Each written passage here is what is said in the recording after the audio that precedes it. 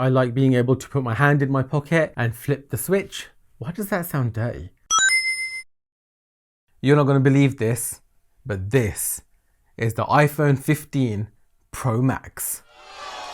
What do you mean you don't believe a YouTuber with 1,000 subs can get this? Okay, yeah, you're right. A YouTuber with 1,000 subs can't get an iPhone 15 Pro Max. I'll get it on launch day. I don't get it early. Apple doesn't even know who I am. Let's just get on with the video. You're watching This Brand Geek, and in my Anchor Confirms iPhone 15 leaks video, I said that before the Tuesday event, there'll be another video from me talking about rumors surrounding the iPhone 15, 15 Plus, 15 Pro and Pro Max. So this is that video. I'm filming on Saturday night. It's 11:10 p.m. and I need to get this video out by tomorrow evening, so it's going to be a long night, and I'm missing playing Starfield for this. So if you know what I mean when I say I'm missing playing Starfield, please subscribe and hit like, because you know the sacrifice. Anyways, to the point, this video could be really long and tedious, and I could go over every rumor that's been announced or every rumor that's being circulated about the iPhone 15, the 15 Plus, the Pro and the Pro Max. Quick note, in the Anchor video I did, I said that there might be an iPhone Ultra. The latest rumors suggest that that's not the case anymore. That really kind of sucks. I was looking forward to that. So to skip all the boring parts of the rumors, all of these phones will have better batteries, better processors, and better cameras. That's a given. That happens every year. So let's just get by that right now. There's just no point talking about it. So here are a few things that I'm most excited about. Hopefully these things come true in the Apple Wanderlust event on September 12th, which is in like 2 or 3 days. Starting off with USB Type-C. Now USB Type-C will be coming to all 4 versions of the iPhone. So that's the 15, the 15 Plus, the 15 Pro, and the 15 Pro Max. It's about time we got rid of Lightning. Thank you to the EU for forcing Apple's hand to make this change.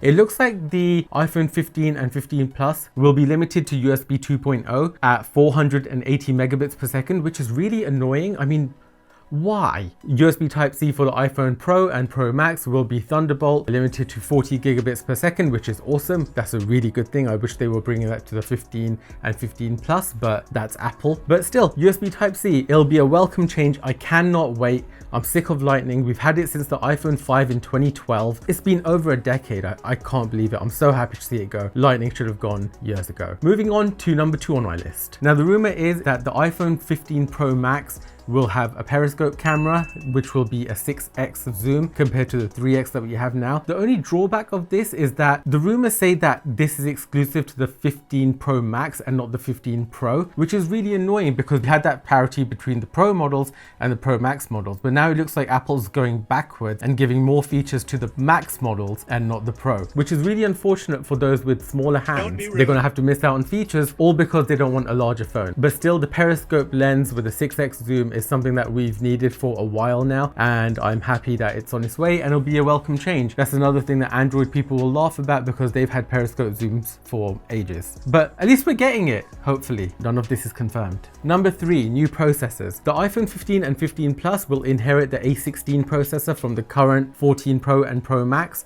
The 15 Pro and Pro Max will get the new generation A17 processor, which is rumored to be built using the 3nm process, which means it will have lower power consumption and better performance, leading to better battery life. Speaking of battery life, all of the batteries in all 4 phones are rumored to be increasing in size, all the way from 12% to 18% depending on the model. So this is really good for battery life on iPhone. This could very well be the best performing iPhone in terms of battery, the Pro models anyways. And maybe even the Plus. The Plus generally has a really good battery as well, and if the battery is just getting bigger, then that's never a bad thing. Another thing that they seem to be changing is that every model of iPhone this year will be getting rounded edges. One thing that does bug me about the 14 Pro Max is that the edges are quite sharp, and they're unnecessarily sharp. They don't need to be that sharp. The other thing is that all 4 phones are apparently slightly thicker, but you won't even notice because the edges are rounded. So slightly thicker phones, which will facilitate the slightly larger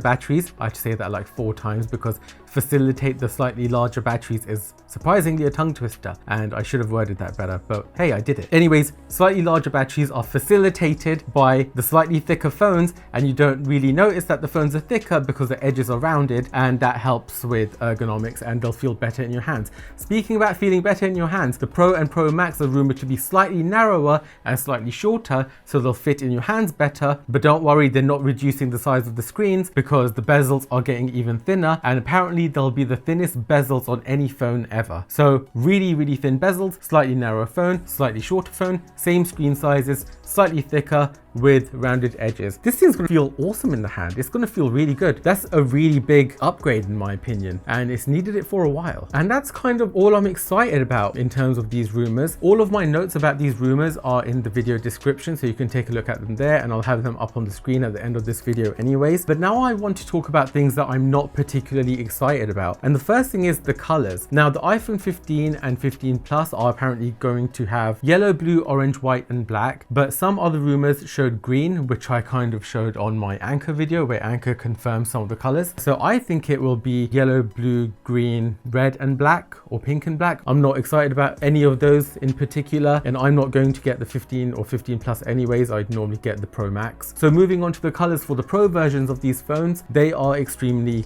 boring. We have a deep blue, which is like the Pacific blue of the iPhone 12, which is it's just not very inspired in my opinion. We have Titan Grey, which looks interesting, but again, it's not exactly filling me with joy. It doesn't spark joy. And we have silver and we have black. Apparently the lack of vibrant colors this year is down to them using titanium on the metal band around the Pro models instead of stainless steel. Apparently titanium is harder to color, which is why they've gone for a more muted release this year in terms of colors, which I think is kind of annoying. I loved the blue on the iPhone 13 Pro Max. I do kind of like the purple on my 14 Pro Max. It doesn't really scream purple. I have it with an orange case because I wanted to go for like a Joker vibe. But yeah, those are the only colors. In my Anchor video, I did talk about wanting a red iPhone Pro Max, but it doesn't look like that's happening, and that makes me sad. I really wanted a red phone. Oh, another thing is the titanium band might have a texture to it, so it will stop it getting fingerprints like the stainless steel one does. Most people will have a case on it anyways, so it doesn't really matter too much. But for someone with OCD like me, that's kind of great. I don't think they'll do it though, but I don't know, maybe they will. Another thing that seems to be coming is that all 4 models of the iPhone 15 will have Dynamic Island. I'm not too excited about that because Dynamic Island so far hasn't been what they promised, but that might be because the iPhone 14s didn't have it, the 14 Pro and Pro Max did. But now that the entire lineup is embracing Dynamic Island, that gives developers a reason to invest more time into it and update their apps to support this feature that's on all of the phones. So Dynamic Island seems to be going mainstream and more people will have it, so more developers will develop for it, and Dynamic Island might actually be worth it after this launch. Another thing that I'm not happy about is the mute switch. Now apparently the mute switch is going away in favor of an action button, like the action button that's found on the Apple Watch Ultra. I really like the mute switch. I like being able to put my hand in my pocket and flip the switch. Why does that sound dirty? Put my hand in my pocket and flip the switch to make sure my phone's on silent, but now it's a button, so there's no tactile way of knowing. Maybe when you press the button, you'll get like some haptic feedback telling you that your phone's muted. I don't know. Apparently you can press it once or double tap it or hold it and assign functions to the action button. In that way, it is cool, but I really like the mute switch. It's been a staple of the iPhone since the very beginning, and losing it just feels wrong. I really don't want to lose the mute switch, but it looks like we're losing the mute switch, and that really sucks. Other things that will probably be mentioned in the Tuesday event is an updated Apple Watch, which no one seems to care about right now. Maybe a new optic sensor for your heart rate and stuff, but it seems to be an incremental update that no one really cares about. And the other thing that they seem to be updating are AirPods. So AirPod Pros will probably get a USB Type-C case, and there might be new AirPod Maxes with USB Type-C. I don't really know much more than that. Rumors don't really seem to be suggesting much right now, so we'll just have to wait and see. There doesn't seem to be much in terms of other things apart from updates to the iPhone lineup this year. And the final thing that's not great about these rumors is that the iPhone Pro and Pro Max seem to be having a price hike. They will be going up by $100 in the US, which means that in the UK, they'll probably go up by £100 because Apple doesn't really believe in currency conversion. So we in the UK get ripped off. But this was kind of expected due to inflation. And speaking of things that suck, let me tell you about something that doesn't suck, and that is this video's sponsor. This video is brought to you by Pro-Coustix. Pro-Coustix make amazing acoustic foam. As you can see behind me, we have acoustic foam. We have acoustic foam on the ceiling. We have acoustic bass traps in the corners. It is fantastic. There's no echo in here anymore, and I haven't even finished putting all of the foam on the walls. It sounds so much better than it used to, and I am filming a review and like a how-to guide and a before and after, so before foam, after foam, echo, no echo, that sort of thing.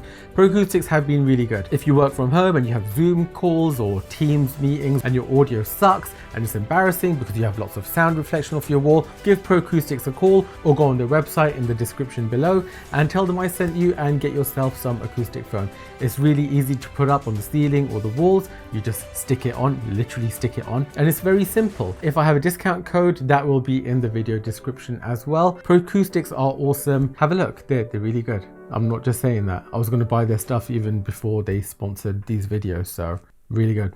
I'm not joking.